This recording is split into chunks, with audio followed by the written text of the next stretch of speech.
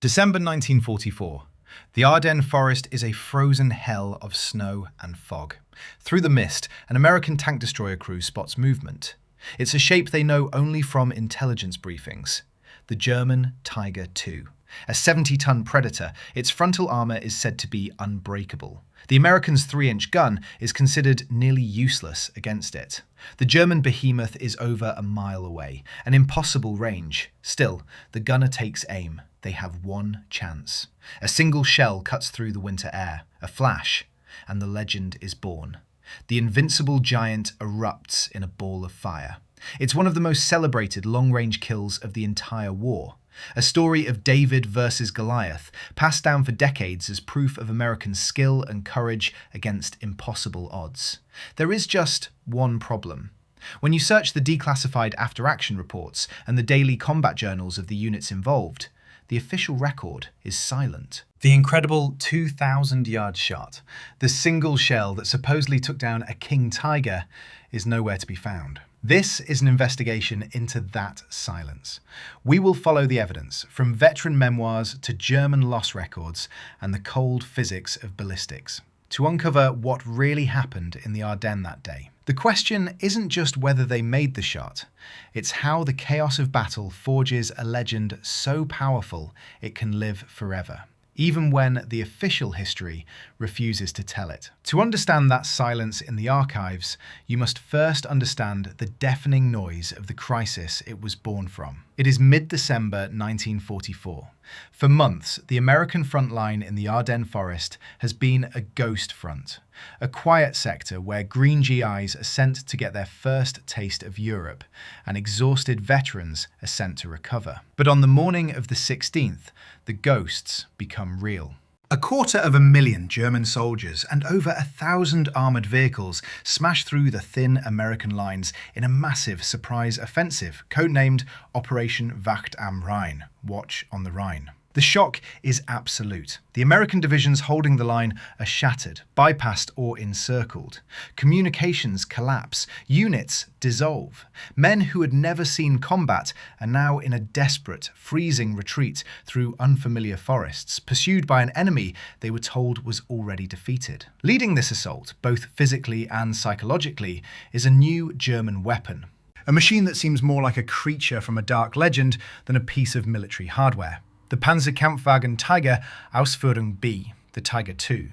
For the average American G1, this tank is a 70-ton nightmare. Its frontal armour is over 150mm thick, sloped back to deflect incoming rounds. The intelligence briefings were clear.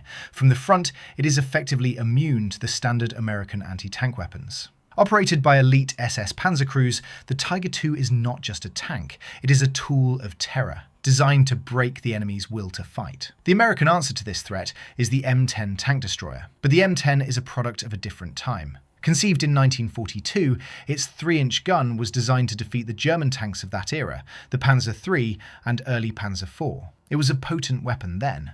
But this is late 1944. Against the frontal plate of a Tiger II, its shell is like a rock thrown against a fortress wall. Worse, the entire American tank destroyer doctrine was built on a premise of speed and maneuver. The M10s were meant to be hunters, using their mobility to get on the flanks of enemy tanks and hit their weaker side armour. But in the Ardennes, there are no flanks.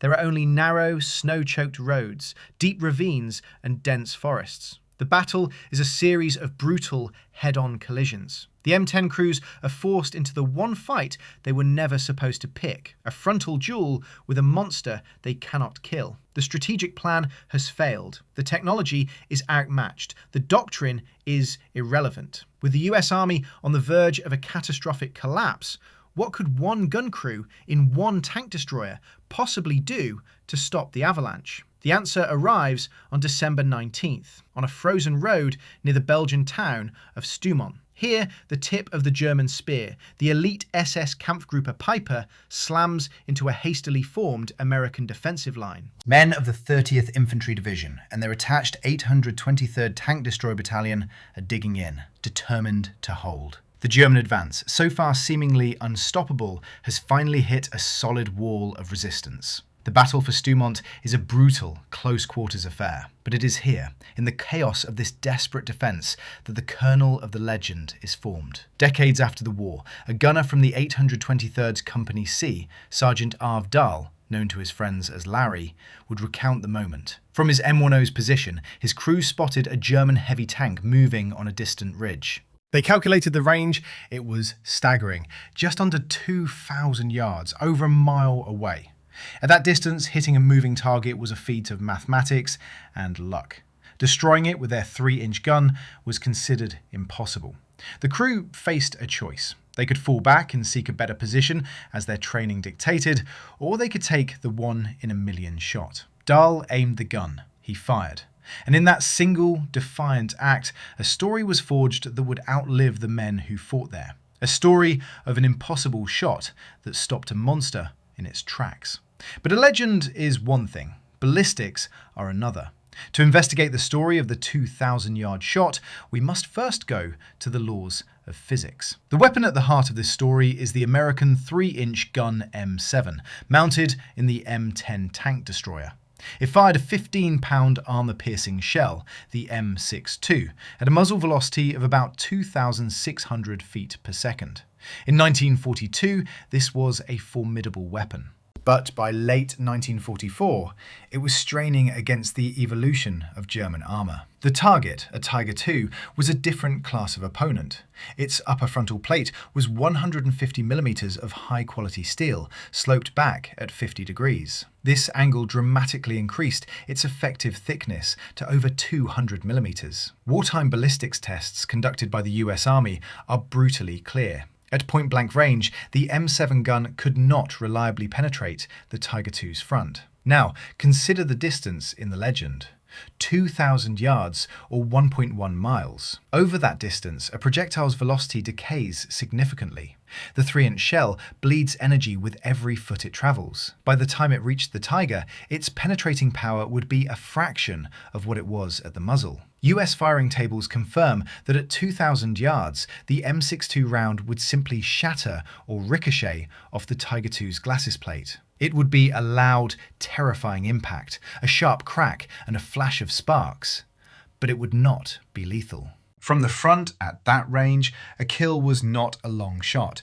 It was a physical impossibility. So if the gun couldn't have done it, perhaps the conditions provided a unique opportunity? We must next examine the battlefield itself.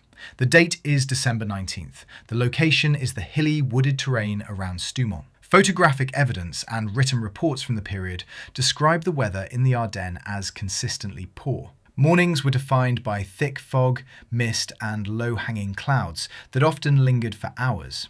Visibility was frequently measured in yards, not miles. The M10's gunner, Sergeant Dahl, would have been using the M70F telescopic sight. It was a good sight for its time, but it was not a modern computer-aided optic. To hit a target at 2,000 yards required the gunner to accurately estimate the range, account for the shell's trajectory, a significant arc over that distance, and lead a potentially moving target. Doing so in clear, perfect conditions on a firing range would be the mark of an expert. Doing so through the swirling fog and haze of a Belgian winter morning, with the target partially obscured by trees and terrain, over a mile away, strains credulity. The shot would require not just skill, but a moment of impossible clarity in weather conditions that were documented as anything but clear. The environment, like the physics, argues against the legend. With the physical evidence looking shaky, we turn to the most critical source, the primary documents written at the time. The after-action report for the 823rd Tank Destroyer Battalion for December 1944 is the official history of their fight.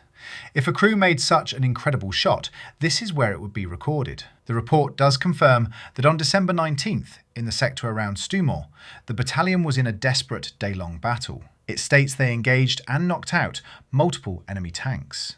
It even specifically mentions Mark VI tanks, the common Allied term for Tigers. But the details are what matter.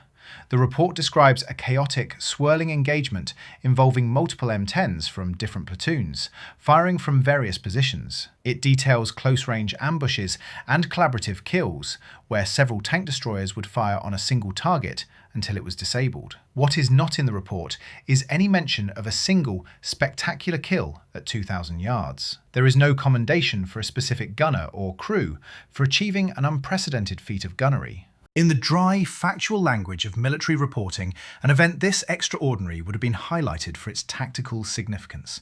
Its absence is a powerful piece of evidence. The official American record does not tell a story of a lone David felling Goliath with a single stone. It tells the story of a group of men fighting for their lives, using teamwork to overcome a superior foe. Finally, we must cross the lines and look at the records of the enemy. The Tiger IIs that attacked Stoumont belonged to the 501st SS Heavy Panzer Battalion, the armoured fist of Kampfgruppe Peiper. German record-keeping, even in the chaos of an offensive, was typically meticulous, especially regarding the loss of a prized asset like a King Tiger. Their war diaries and loss reports confirm that several Tiger IIs were indeed lost in the fight for Stoumont, but they tell a very different story of how it happened. One Tiger, number 222, was abandoned after taking multiple non-penetrating hits that damaged its tracks and gun. Another was lost after being repeatedly struck on its thinner side armour by tank destroyers